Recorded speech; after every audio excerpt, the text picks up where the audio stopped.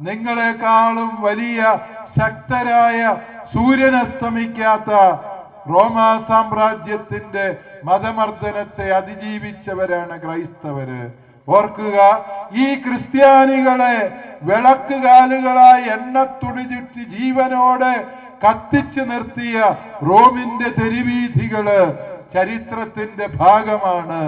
ക്രിസ്ത്യാനികളെ ജീവനോടെ തൊലിയുരിഞ്ഞ് എടുക്കുവാൻ അവരുടെ കാലുകൾ കുതിരക്കാലുകളിൽ കെട്ടി വലിച്ചു കീറാൻ കിരാതമായ മാർഗങ്ങൾ റോമൻ ചക്രവർത്തിമാര് അനുവർത്തിച്ചിരുന്നു.